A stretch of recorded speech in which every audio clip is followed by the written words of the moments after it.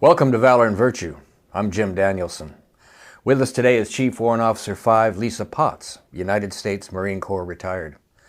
Chief Warrant Officer Potts is a member of the Board of Directors at Carolina Museum of the Marine Al Gray Civic Institute and is our whiz-bang curator.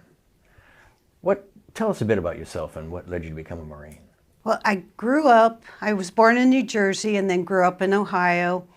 And part of that move to Ohio came from a significant event in my life when my Uncle Bobby was killed in Vietnam in August of 1969.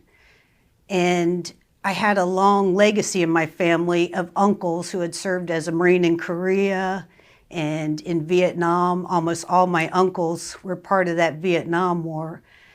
So when I graduated high school, I went to college in California. I went to Pepperdine for a few years, but that military was still calling me. My sister had joined the Marines just before I did, and so I followed her into service. You went to Parris Island? I did. I went to Parris Island in 1982. That's really interesting. We'd like to know, what was it like to be a woman at Parris Island? It was terrifying.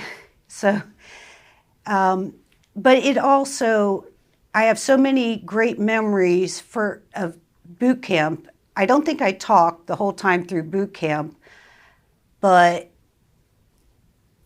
just remembering the women singing, we're women Marines and we march with pride, and that going to the chow hall and that discipline of getting up and going to PT and also that feeling of achievement. You'll never forget that feeling of I can be a Marine, because you go there and you're terrified, but by the time you graduate, you just feel like you could do anything. That's really important. When we had our conversation with General Stewart, that came up, about how young people need to overcome a challenge. It's really important to do that when you're really young, to give you some confidence. And it sounds like you did just that. Yes. And then, now you became a warrant officer. I did. I was a staff sergeant I became a warrant officer in 1989.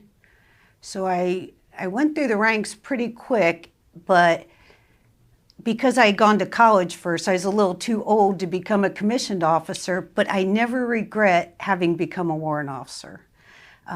It was, from the beginning, I had great leadership to look up to, and some of those had become battlefield commissioned during Vietnam, but then reverted back to warrant officers and my sergeant majors.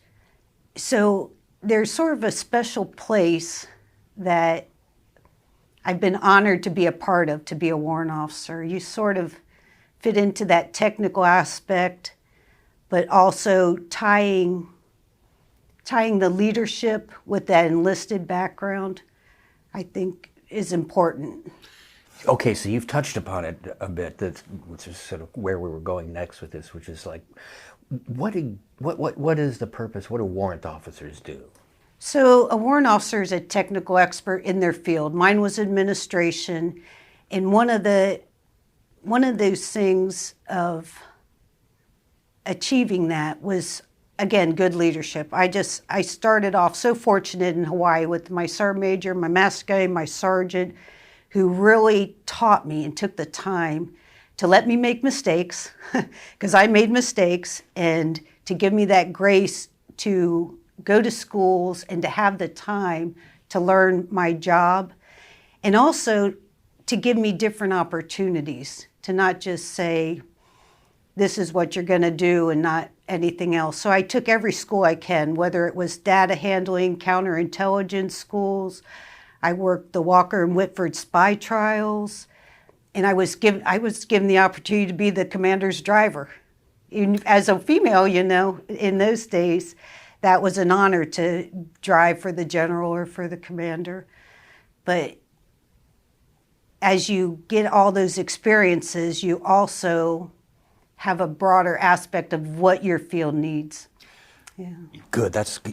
Now that's the professional part of it, which is really important. But then, we are also a civic institute, named for General Al Gray. Could you reflect a little bit on how you think being a Marine helped you develop as a person.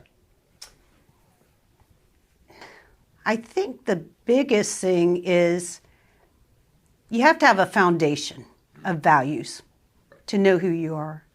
So having that, a job where you have to think about what I value, what are my values and what's important to me, all those things come through in the hardships you deal with as a Marine, whether it's deploying and leaving your loved ones or going through an exercise and achieving something. You really learn a foundation of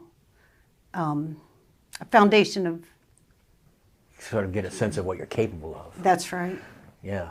And so many characteristics that come out not on things that are important like earning money. It's important, but is that really your foundation of what you're capable of? Very well said. You know, this is finally we would like you to speak a bit on what you think the Marine Corps has to offer our countrymen in the United States in terms of recovering a sense of patriotism and the desire for civic engagement.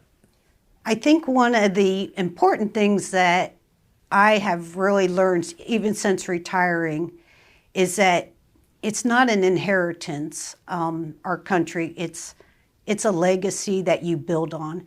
And so everything that you do matters.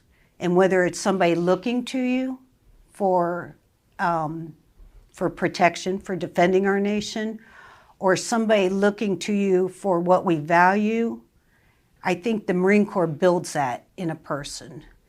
It gives you a deeper understanding of what it means to be free, what it means to leave a legacy for our posterity. You know, like, what am I going to leave behind? Am I going to leave a house and money for my kids, or am I going to leave a better place for them to grow up in? Chief Warrant Officer 5 Lisa Potts, thank you very much. Thank you.